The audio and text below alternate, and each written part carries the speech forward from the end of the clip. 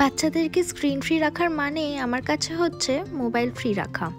গিনিকে আমি কোনোদিনই বাড়িতে টিভি দেখার থেকে আটকাইনি। ও কিন্তু টিভি দেখে, সেটারও আলাদা রুলস আছে।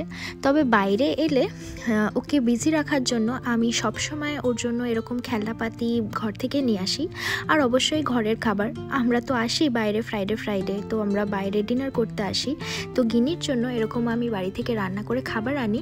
আর ওর খাবার টাইমটাতে যখন আমরা আর কি খাবার অর্ডার করি, ওকে এরকম খেলনা দিয়ে ব্যস্ত রাখি যাতে আর কি ঝামেলা না করে।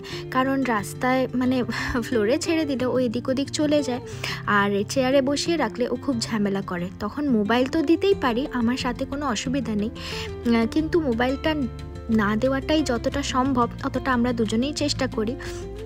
তাই ওর জন্য এরকম খেলনা এনে ওকে ব্যস্ত রাখি আর টুকটুক করে খাবার খাইয়ে দেওয়ার চেষ্টা করি। ঠিক এইভাবে দুটো ক্লিপ আমি সবার সাথে শেয়ার করছি। একই খেলনা দুবার দিলে আবার সেটা কেউ নেবে না, তাই এই যে একদিন এক জায়গায় ওই খেলনাটা দিয়েছিলাম, আর আজকে মানে এই আর একটা ক্লিপে ওকে এই বইটা দিয়ে ব্যস্ত রাখা হয়েছে। আর এটা করার জন্য কিন্তু আমরা দুজনে ইকুয়ালি ইনভলভ থাকি। ওর বাবা ওকে ব্যস্ত রাখে আর আমি ওই সময় টুকটুক করে ওকে বাড়ির খাবারটা খাইয়ে দিই। এটাতে ও কোনো ঝামেলা করে না বা খাবারটাও খেয়ে নেয়, আর আমরাও একটা ফ্যামিলি টাইম কাটাতে পারি।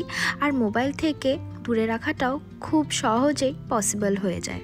আমাদের অর্ডার করা খাবারটা আস্তে আস্তে ওর পেটটাও ভরে যায়, আর তাই জন্য আমাদের খাবারটা খাওয়ারও জেদ করে না।